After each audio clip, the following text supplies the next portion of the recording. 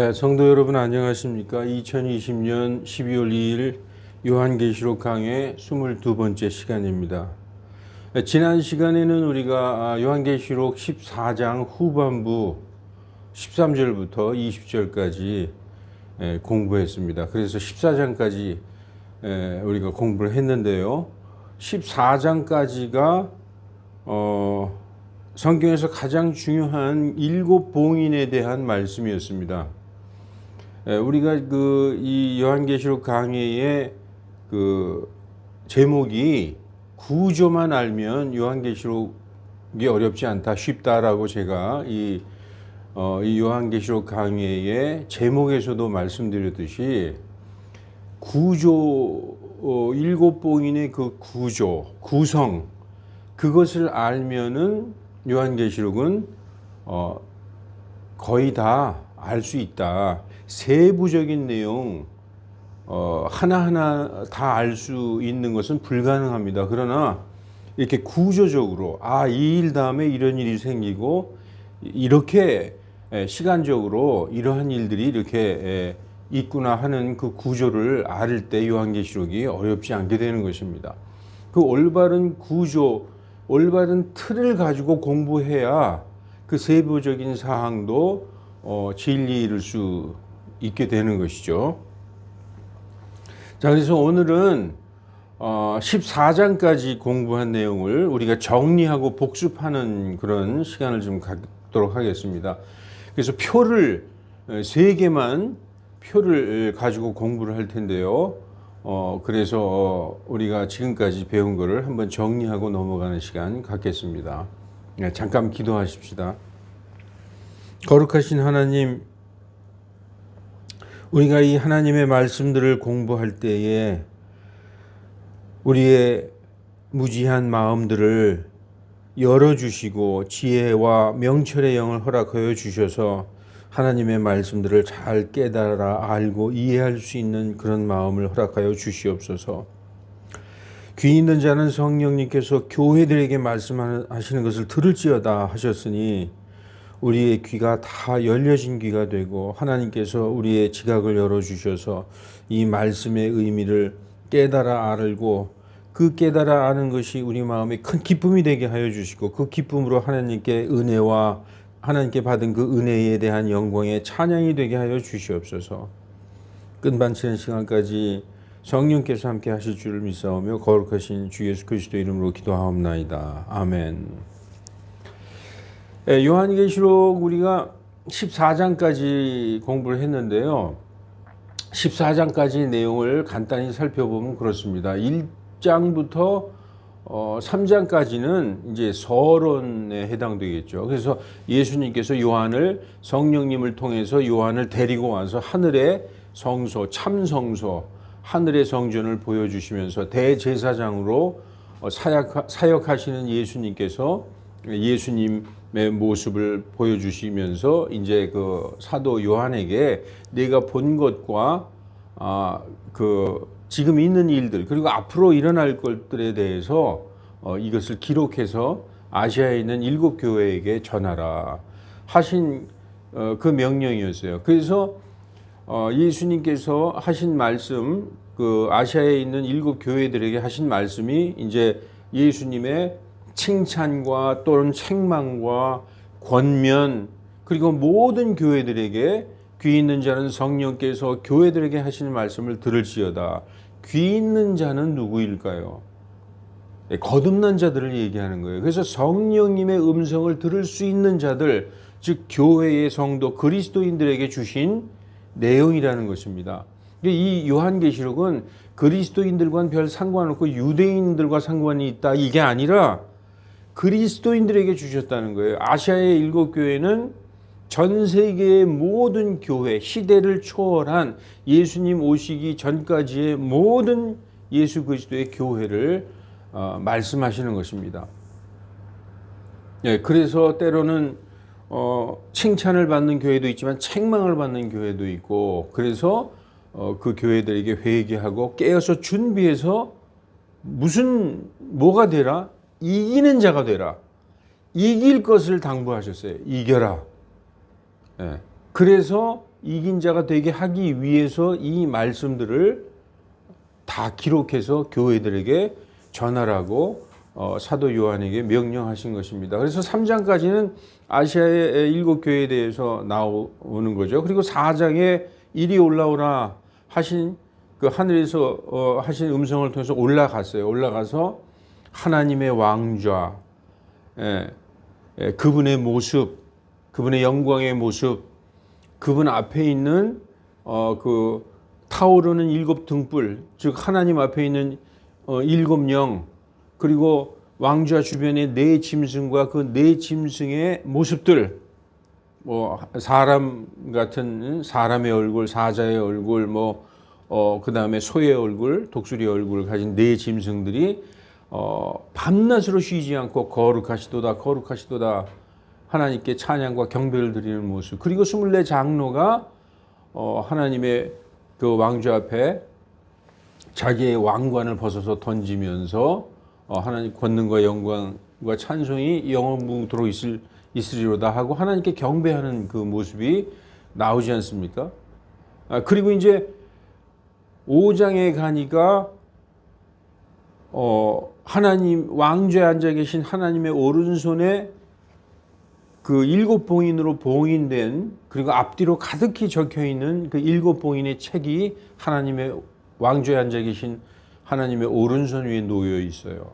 근데 이것을 펴고 그 안에 있는 것을 능히 볼 자가 하늘에나 땅이나 땅 아래 아무도 없기에 사도 요한이 내가 많이 울었더니, 그런데 이제 장로 중에 한 사람이 유다 지파의 사자 다윗의 뿌리가 이기셨으니 그분께서 그 봉인을 떼시리로다. 그 말씀을 마치자마자 어린 양께서, 전에 죽임당하신 것 같은 그 어린 양께서 오셔서 왕좌에 앉으신 분의 오른손에서 그 책을 취하셨어요.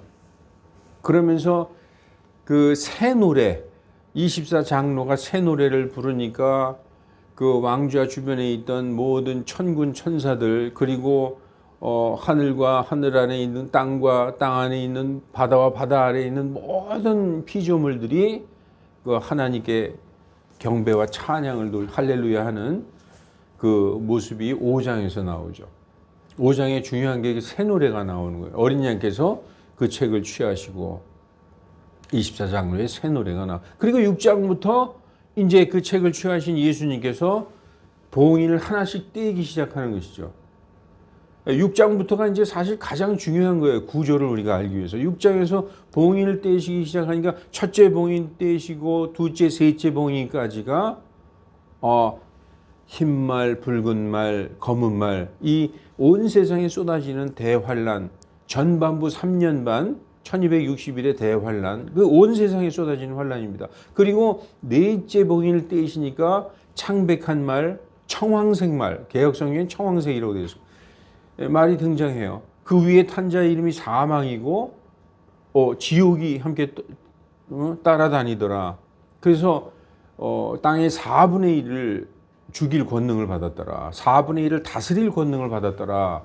이렇게 쓰여져 있습니다. 그래서 이 첫째, 둘째, 셋째, 넷째 봉인까지가 7년 대환란이에요. 그리고 이제 7년 대환란이 끝나고서 그 이후에 다섯째 봉인을 떼시니까 순교자가 나오는 거죠. 6장 9절에서 11절까지 제단 밑에 순교자들이 큰 음성으로 외치면서 하나님의 말씀과 자기들이 붙잡은 증거로 인하여 죽임을 당한 자, 이게 예수님 모르는 자들이죠.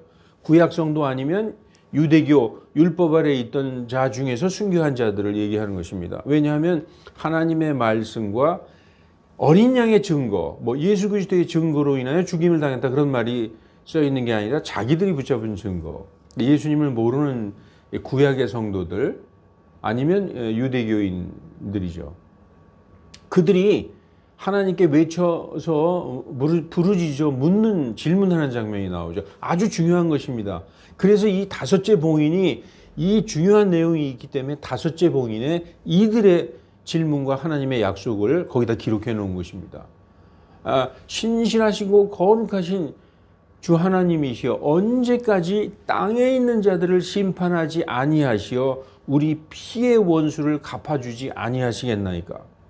쉽게 말하면 언제 심판하셔서 우리 피해 원수 갚아주시겠습니까? 언제 심판하십니까? 그걸 물어보는 것이죠. 그랬더니 흰 예복을 그들에게 나눠주시면서 너희 동료 종들과 너희 형제들도 너희처럼 죽임을 당하기까지 조금만 더 쉬고 있어라. 이 말씀은 순교자들이 채워지면 순교자들이 두 부류가 있죠. 너희 동료 종들이 있어요. 종들. 그리고 형제들은 이제 1장에서 요한이 너는 나의 형제다. 너희는 나의 형제다. 나는 너희의 형제다라고 얘기했죠. 7교회 교회 성도들에게. 유대인으로서 형제들이라고 얘기하는 것은 교회 성도들, 그리스도인들을 얘기하는 것이죠. 그래서 종들과 너희 형제들이 순교당에서 그 수가 채워지면 그때 내가 심판하리라 하신 약속을 하신 것입니다. 그리고 나서 여섯째 봉인을 여시니까 이제 환란이 끝난 거죠. 환란 끝나고 여섯째 봉인을 여시니까 이게 뭐가 등장하냐면 하늘의 권능들이 흔들리는 일이 등장하기 시작합니다. 그래서 해가 머리카락으로 큰 지진이 있고, 지진이 먼저 일어났죠. 해가 머리카락으로 짠 천처럼 검게 되고 달이 피같이 되고, 그 다음에 별들이 무화과 나무에서 우두둑 떨어지듯이 떨어지고, 그리고 하늘이 두루마리처럼 한꺼번에 말려 떠랑하고 모든 산과 섬들도 제자리에서 옮겨졌다. 그랬더니 이제 모든 사람들, 거기서 모든 사람들을 이렇게 표현하고 있습니다. 왕들과 총대장들과 부자 가난한 자들, 또 매인자나 자유한 자들이 산의 그 동굴이나 바위 속에 들어가서 숨어서 외쳐서 하는 말이, 산과 바위더러 외쳐서 하는 말이, 우리 위에 떨어져서 왕좌에 앉으신 분과 어린 양의 진노로부터 우리를 숨기라. 즉 하늘의 권능들이 흔들리면서 인제 진노의 날이 가까이 왔다라는 것을 그들이 선포하고 있는 것이죠. 그러면서 일곱째 봉인을 띄면서 어린 양의 진노, 사람의 아들의 표적이 등장하는 거예요. 자, 하늘의 권능이 흔들리고 그 다음에 사람의 아들의 표적. 사람의 아들의 표적이 뭐냐? 인자 예수 그리스도께서 오신다는 표적이에요. 그게 바로 일곱 나팔입니다. 표적은 뭐냐 하면은 곧 오신다 하고 경고의 나팔이라는 것이죠. 우리가 대환란 딱 끝난 다음에 그냥 예수님이 뿅 하고 오시면 좋겠는데 그렇게 오시는 게 아니라 대환란이 끝나고 하늘의 권능들, 항상 심판이 있기 전에 하늘의 권능들이 그 구약 성경에서부터 계속 해가 어두워지고 달이 그 빛을 내지 못하고 심판의 날이 가까이 왔구나, 이거를 보여주는 것입니다. 그리고 예수님이 바로 오시는 게 아니라 예수님이 왜 일곱 나팔의 마지막 나팔에 오시느냐, 여섯 번째 나팔까지는 경고예요. 내가 곧 온다 하면서 경고의 나팔 소리가 들릴 때마다 계속 하늘에서부터 땅으로 재앙이 쏟아지는 것이죠. 그것을 보고 예수님이 오시는구나, 이걸 깨닫고 회개하여 내게로 돌아오라는, 한마디로 긍휼이 섞인 진노라는 거예요. 그 사랑의 진노라는 거예요. 돌아오라, 내가 곧 온다. 마지막 나팔 소리가 울리면 너희에게는 시간이 더 이상 없다 하는 그런 긍휼의 긍휼이 섞인 진노죠. 그렇게 해서 마지막 나팔 소리에 예수님이 오시는 것입니다. 그런데 그렇게 함으로써 일곱 봉인이 끝나고 예수님이 오실 때의 상황을 14장에 예수님이 흰 구름 위에 앉아 계시고 날카로운 낫을 들고 계시죠. 14장 14절부터 보면은 그 땅의 수확물이 익었나이다. 수확심판이에요. 수확심판. 예수님이 수확하시는 것은 알곡을 수확하시는 것이죠. 알곡은 누굽니까? 여러분과 저와 같은 그리스도인들, 성도들을 수확하시러. 그게 바로 휴거죠. 알곡은 수확해서 자신의 곳간에 들이고, 쭉정이는 끌 수 없는 불로 태우시고, 가라지는 단으로 묶어서 불태우게 나중에 심판 때까지 내버려 두어라, 예수님이 그렇게 말씀하시지 않습니까? 14장에 드디어 마지막 나팔 소리와 함께 예수님이 공중 재림하시는 장면이 14장에 나오는 것입니다. 14장 1절부터 그 14만 4천 뭐 이런 내용은 14만 4천이 다 순교당해서 하늘 위에 올라와 있는 장면이 보여지는 것이죠. 그런데 그 여섯째 봉인을 떼시기 시작하는 6장 1절부터 이 14장까지의 내용, 일곱 봉인 전체의 내용을 11장이 보여주고 있다는 거예요.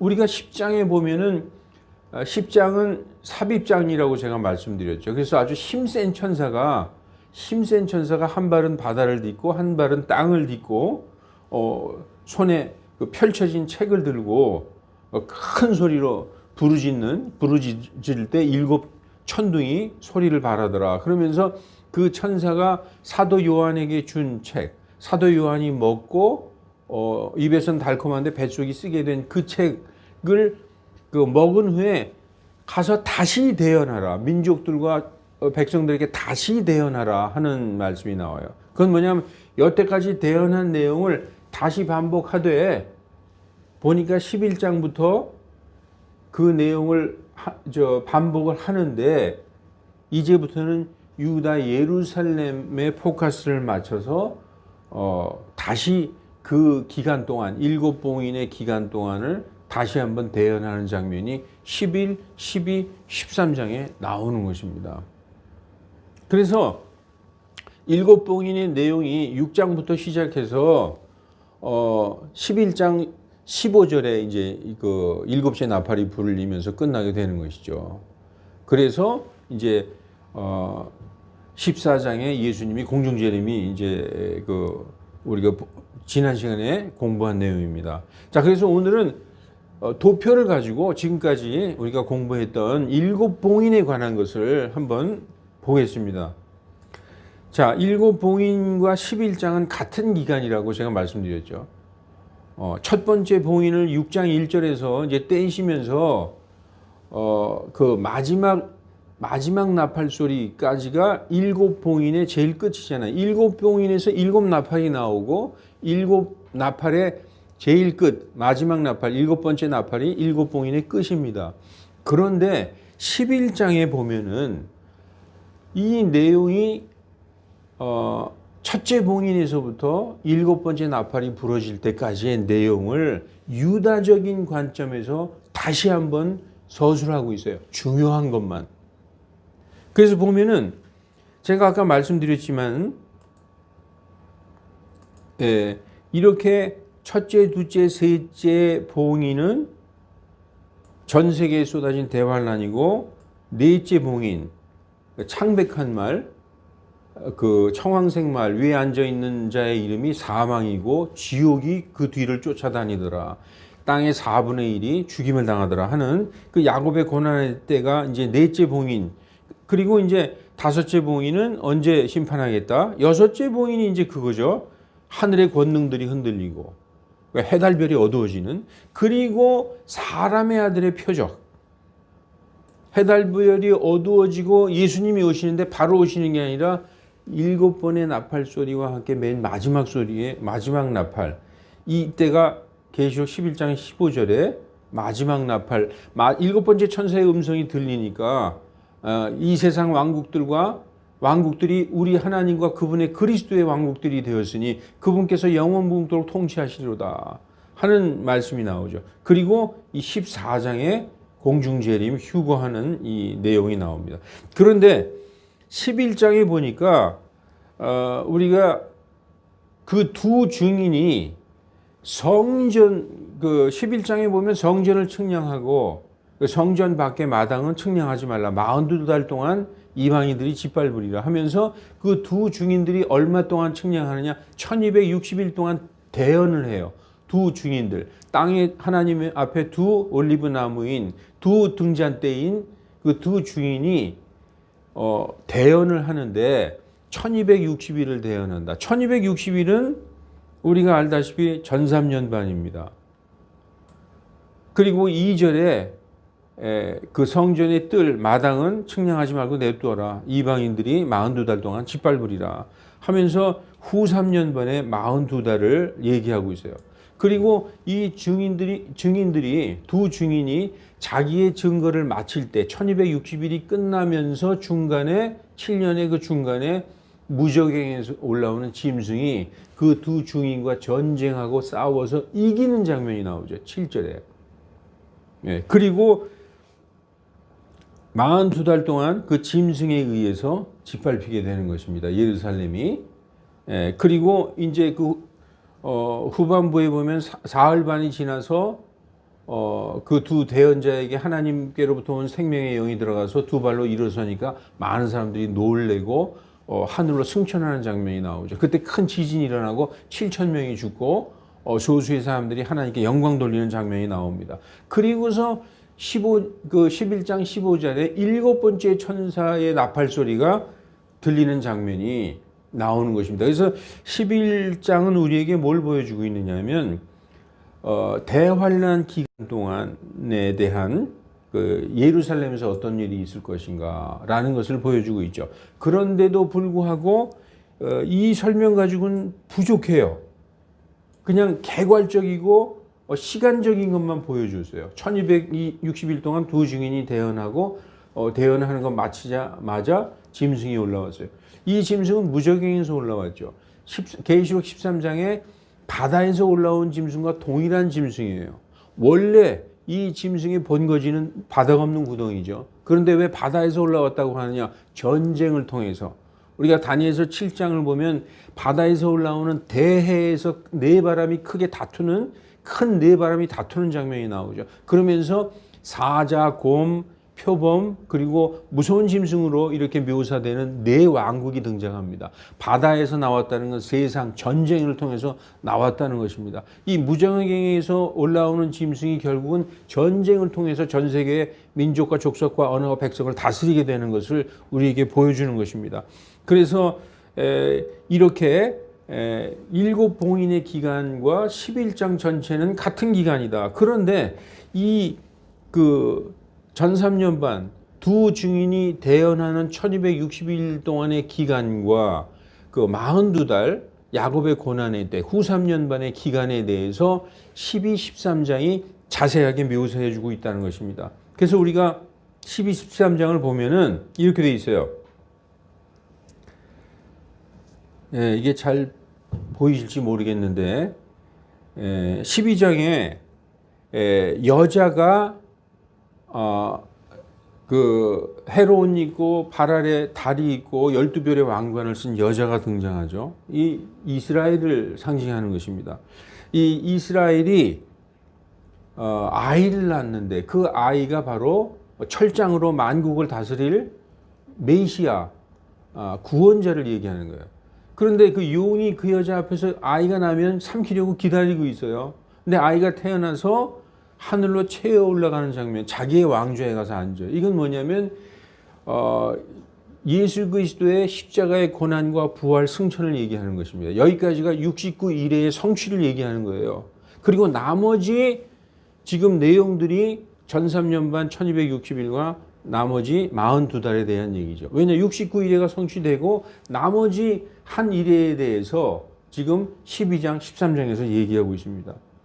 자, 아이가 자기의 처소로 채어 올라가서 왕좌에 딱 앉으니까 용이 화가 나서 여자를 해하려고 하는데 하나님께서 이 여자 이스라엘을 보호하시고 이스라엘을 멸망당하지 않게 하나님의 권능으로 보호하시는 걸 볼 수 있어요. 여자가 하나님께서 자기 광야의 처소를 마련해 주셨는데 그 처소에서 1260일 동안 양육을 받더라. 전삼년반의 그 1260일 동안 이스라엘은 하나님의 권능으로 보호하심을 받는 것을 우리가 알 수 있는 거죠. 그리고 나서 용이 하늘에서 용과 미가엘과 용과의 전쟁이 있고 쫓겨나는 장면이 나옵니다. 그래서 그 땅으로 쫓겨 내려오죠. 용이 땅으로 쫓겨 내려오면서 10절 11절에 형제들과 전쟁하는 장면이 나오는 그 10절 11절에 나옵니다. 용이 이제 거의 10절 11절에 보면 힘과 우리 그리스도의 권능, 하나님의 왕국과 그리스도의 권능이 이르렀으니 우리 형제들을 고소하는 자, 우리 하나님 앞에서 그들을 밤낮으로 고소하던 자가 쫓겨났습니다. 그들이 그 예수 그리스도의 증거와 자기의 입의 말로 그와 전쟁하여 이겼으니 그들은 죽기까지 자기의 생명을 사랑하지 아니하였도다. 이런 말씀이 나오는데 그것이 바로 뭐냐? 전 3년 반에 전 세계에 쏟아진 대환란을 얘기하고 있는 거예요. 지금 형제들이 나오죠. 이 형제들이 여자를 핍박하던 용이 하늘에서 전쟁에서 패해서 땅으로 내려와서 전 세계에 있는 그리스도인들을 핍박하는 거죠. 여기의 형제들은 용에게 핍박당하여 순교당한 아무도 능히 셀 수 없는 큰 무리에 대해서 지금 얘기하고 있는 것입니다. 왜냐하면 제가 이 12, 13장이 결국은 전 3년 반 그리고 후 3년 반에 대해서 다시 한번 말씀하는 거라고 제가 얘기했잖아요. 그래서 형제들이 순교하고 또 용이 아이를 낳은 여자를 핍박하려 하니까 하나님께서 독수리의 날개를 줘서 광야에 자기의 처소로 도피하게 합니다. 그러니까 용이 이제 여자를 해하려고 하다가 하나님께서 도피하게 하니까 화가 나서 그 여자의 씨들 중에서 남은 자들, 하나님의 명령과 예수 그리스도의 증거를 가진 자들과 전쟁하러 나가니라 하면서 13장에 야곱의 고난의 때가 시작이 되는 거예요. 13장 그 마지막 절에 보면은 용이 그 여자의 씨 중에 남은 자들, 이스라엘의 씨 중에 남은 자들, 곧 하나님의 명령을 지키고 율법을 지키는 자들이에요. 유대인들을 얘기하는 히브리 크리스찬을 얘기하는, 그리고 예수님의 그 증거를 가진 자들과 전쟁하러 나아가느니라 하면서 그 사실 그게 14만 4천이거든요. 그래서 이제 이 13장에서 바다에서 올라오는 짐승이 등장하는 것이죠. 그런데 이 짐승이 일곱 머리와 10뿔을 가지고 있더라. 근데 치명적인 상처를 입어서 머리 중에 하나가 죽었던 것 같았는데 그게 다시 살아났어요. 온 세상 사람들이 그를 따릅니다. 그리고 이 7절에 보면은 민족들, 족속들, 백성들을 다스릴 권능과 성도들과 전쟁에서 이길 권능을 받아요. 여기에서 그 성도들이 하나님의 명령과 예수 그리스도의 증거를 가진 자들 14만 4천이 여기서 다 순교를 당하는 것이죠.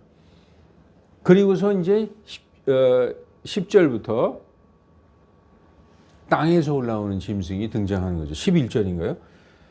그래서 짐승의 형상을 만들고 짐승에게 경배하라고 하고 형상을 만들어 놓고 숭배하라고 경배하라고 그렇게 합니다. 그래서 모든 권능과 거짓 표적과 이적을 보이면서 사람들을 속이는 자가 이게 거짓 대언자죠. 그래서 짐승에게 경배하지 않는 모든 자는 다 죽이고 짐승의 표 없는 자는 매매를 할 수 없도록 하는 것입니다. 그래 이게 바로 12, 13장의 우리가 조금 아까 보았던 이 11장의 1260일과 이방인의 때 42달에 대해서 다시 한번 말씀해 주고 있는 거예요. 자, 그래서 이 도표를 먼저 도표와 함께 이렇게 합쳐보면 이런 그림이 나옵니다. 뭐 어렵지 않아요, 여러분. 다 말씀드린 거예요. 7년 대환란, 그리고 하늘의 표적, 그리고 사람의 아들의 표적, 즉 예수님의 일곱 나팔, 그리고 마지막 나팔의 공중재림, 그 기간을 11장에 쫙 설명을 해놨는데 중복되지 않는 것이죠. 11장은 이스라엘의 그 예루살렘의 관점에서 이렇게 쭉 일곱 봉인 전체를 기간을 말씀해 놓으신 거예요. 그리고 우리가 11장에 보면은 그 전 3년 반 1260일과 후 3년 반의 42달에 대해서 많이 부족한 설명을 12, 13장에 우리가 알 수 있도록 그 기간을 이름을 말씀해 주셨어요. 그 여자가 1260일 동안 광야의 자기의 처소에서 양육을 받더라. 그 1260일은 전 3년 반의 대환란을 얘기하는 것입니다. 오히려 이방에는 많은 환란이 쏟아져서 이방의 많은 그리스도인들이 순교당할 때 전 3년 반에는 오히려 이스라엘에는 평화가 있는다는 거죠. 앞으로 있을 일이니까 있게 될 것이라는 것입니다. 왜냐하면은 그들이 짐승과 언약을 맺어서 성전을 지어놓고 율법대로 제사 드릴 수 있게 언약을 맺었어요. 우리가 다니엘서에 보면 9장에 나오지 않습니까? 그가 많은 사람과 언약을 맺어서 이스라엘 사람들로 하여금 언약대로 할 수 있게끔 해 주었는데 그 일의 한 중간에 희생물과 봉헌물을 그치게 한다. 이 1260일이 끝나자마자 짐승이 바닥 없는 구덩이에서 올라오는 것이 지금 13장에서 시작되는 것이죠. 그래서 이 표를 일곱 봉인과 중복되는 표를 이렇게 쭉 보면은 우리가 이것을 갖다가 정리하면은 이렇게 일곱 봉인이 구성이 돼 있고, 그리고 하나님이 약속하신 대로 동료 종들 14만 4천이 다 순교당하고, 그리고 형제들도 순교당해서 그 수가 채워지면 전부 하나도 안 남겨놓고 다 순교당한다는 얘기가 아니라 하나님이 정하신 그 수가 있으시겠죠. 그래서 너희 형제들과 너희 동료들도 너희처럼 죽임을 당해서 그 수가 채워지면 그때 내가 심판하겠다 하신 그 말씀대로 14장에 1절부터 쭉 보면 14만 4천이 땅에서 대속받은 14만 4천이 하늘에 와 있는 장면이, 하늘의 시온산에 어린 양과 함께 서 있는 장면이 나옵니다. 그들은 땅에서 대속받은 자들로서 13장에 야곱의 고난의 때에 7장에 보면 짐승이 성도들과 전쟁에서 그들과 대항해서 이기는 것이 허락되었다라고 되어 있어요. 그때 다 순교를 당해서 하늘에 와 있는데 그들의 이마에 그분의 아버지의 이름이 기록되어 있는 것입니다. 전에는 종이었는데 예수 그리스도 믿고 이제는 아들로 입양되어 있는 것이죠.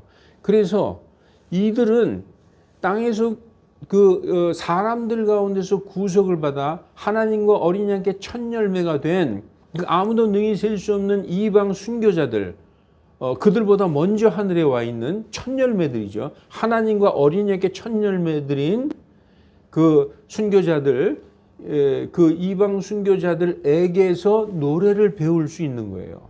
노래를 배운다는 것은 증거가 동일하다는 거예요. 그런데 우리는 먼저 된 자다라고 에베소서에 나와 있어요. 먼저 믿은 우리. 참 아이러니한 게 그들에게 먼저 복음이 선포되죠. 우리에겐 나중에 선포됐습니다. 그런데 그들은 나중에 믿었어요. 우리는 먼저 믿고 먼저 순교당했어요. 그래서 먼저 된 이스라엘은 나중된 자고, 나중된 우리 이방 그리스도인들이 먼저 된 자들로서 하나님과 어린 양께 순교자로서 첫 열매, 하나님과 어린 양께 첫 열매, 순교의 첫 열매는 이방 교회들이라는 것입니다. 그 이방 교회 아무도 능히 셀 수 없는 큰 무리들, 그들은 처녀들이라, 그들은 순결한 자들이라, 여자들로 인하여 더럽혀지지 아니한 순수한 순수한 예수 그리스도의 교회, 순결한 한 처녀로서의 그 말씀으로 양육받은 자들이고, 여자로, 음녀로 더럽혀지지 않은 자, 음녀 교회라는 얘기죠. 음녀는 교회를 의미합니다. 그런데 그들에게서 유일하게 노래를 배울 수 있는 자는 14만 4천 뿐이다. 그렇게 얘기하고 있어요. 그런데 그들은 누구냐? These are they라고 되어 있죠, 영어로. 자기 하프를 가지고 노래를 부르는, 새 노래 같은 것을 부르는 자, 그들은 이들이다라고 14만 4천을 의미하는 게 아닙니다. 자기 하프를 가지고 노래를 부르는 자, 이방인들이죠. 자기 하프를 가지고 노래를 부른다는 것은 이방인이라는 의미예요. 이제 우리가 15장에 가면 하나님의 하프를 가지고 노래를 부르는 자들이 있어요. 이게 유대인들이죠. 그래서 이방인인 그 순교자의 첫 열매, 순결한 자들로부터 노래를 배울 수 있는 자들은 오직 땅에서 구원받은 14만 4천밖에 없다. 그러면서 그들은 누구냐? 그 사람들 가운데서 구속받아 하나님과 어린 양께 첫 열매가 된 자로서 항상 어린 양과 함께 따라다니는 자들이다. 7절 후반부에 나오잖아요. 어린 양께서 그들을 먹이시고 그들을 생명샘으로 인도하시는 그 아무도 능히 셀 수 없는 큰 무리에 대해서 나오는 것입니다. 그 장면은 이렇게 형제들과 너희 동료 종들의 순교자의 수가 찼다. 따라서 이어지는 세 천사가 하늘 한가운데로 날아가면서 영전하는 복음의 내용이 뭐예요? 심판의 시간, 하나님의 심판의 시간이 이르렀으니 하나님께 영광 돌리고 하나님께 경배하라. 이게 영전하는 복음이에요. 두 번째, 그리고 무너졌도다 저 큰 도시 바벨론이요. 그녀가 자기의 음행의 포도주를 모든 민족에게 마시게 하였도다 하면서 그 음녀 교회의 그 멸망, 예수 그리스도가 오셔서 심판하는데 누구를 심판하느냐? 음녀 교회를 심판한다. 그리고 성도들을 심판한다. 성도들은 자동적으로 심판되죠. 왜냐하면은 예수님이 알곡을 수확하실 때 알곡으로 휴고되는 자들은 구원받은 자들이고 땅에 남겨져 있는 포도송이들은 그것은 멸망당할 자들이라는 것이죠. 예수님의 수확 심판 자체가 심판이에요. 그래서 알곡과 포도송이, 그러니까 알곡과 쭉정이 가라지들을 심판하시고 교회를 심판하시는 것입니다. 그리고 음녀교회를 심판하시고 또 뭐냐? 셋째 천사가 날아가면서 짐승의 표 받은 자들, 이들은 하나님과 거룩한 천사와 어린 양 앞에서 영원 무궁토록 고통의 그 형벌을 받을 것을 말씀하고 있습니다. 그래서 그 포도즙 틀에 던져지는 부류가 누구냐 하면 거기에서 음녀교회, 그리고 쭉정이 가라지들, 그리고 짐승의 표 받은 자들. 지금 14장에서 포도주 틀에서 밟혀지는 그 잘 익은 포도들이 바로 음녀교회, 무너졌도다 저 큰 도시 바벨론이요. 음녀교회. 그리고 그 짐승의 표 받은 자들. 그리고 수학 심판 때 휴거되지 못한 채 땅에 남아 있는 그 교회에 다닌다고 했던. 그래서 베드로전서 4장 17절에 보면은 하나님의 집에서 먼저 심판이 시작된다고 돼 있어요. 그리고 예수님이 지상 강림하실 때 이교도들을 심판하는 거예요. 포도주 틀에서. 포도주 틀이 한 번만 나오는 게 아니라 공중 재림 때도 포도주 틀 심판이 있지만 지상 강림 때에도 이교도들을 심판하시는, 여호사밧 골짜기에서 심판하시는, 그게 바로 요엘서와 매치가 되는 거예요. 이 요엘서를 공중 재림하고 매치를 시키면 영 그게 해석이 안 되는 것입니다. 자, 그래서 여러분 여기에 보면은 첫째, 둘째, 셋째 봉인까지 전 3년 반, 그리고 7년 대환란에 대해서, 그리고 7 봉인에 대해서 이 표와 한번 대조해서 성경을 펴놓고 한번 이렇게 맞춰보시기 바랍니다. 이거 한번 읽어만 봐도 이렇게 돼 있구나. 어떻게 보면은 이 그림 도표만 이렇게 이해하면은 7 봉인의 구조가 비교적 간단하다는 걸 알 수 있습니다. 이제 15장부터 15, 16장에는 7 대접 심판. 이 심판은 7 나팔 심판하고 틀려요. 이건 하나님의 진노거든요. 7 나팔은 어린 양의 진노지만 어린 양의 진노는 긍휼이 섞인 진노예요. 그래서 3분의 1의 진노예요. 돌아오라는 진노죠. 경고의 진노예요. 나팔. 경고의 나팔의 진노지만 이 7 대접 진노는 경고가 아니라 이젠 완전히 그냥 아주 순도 100%의 하나님의 진노의 대접.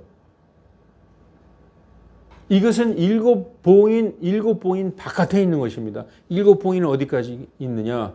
일곱 나팔이 마지막인 것입니다. 네, 오늘은 여기까지 하겠습니다. 하나님, 이 시대를 사는 우리들이 이 말씀에 무지하지 않도록 우리에게 긍휼을 베풀어 주시고, 우리 특히 성도들이 성령님의 음성을 듣고 깨어서 준비할 수 있는 모두들 다 되게 하여 주시옵소서. 많은 사람들이 성경을 읽고 공부하지만 올바른 진리에 이를 수 없는 것은 사탄이 모든 것을 다 섞어버리고 다 흩어버려서 무엇이 진리이고 무엇이 참된 하나님의 말씀인지 알지 못하게 하였기 때문에 그렇게 된 것임을 우리가 알 수 있습니다.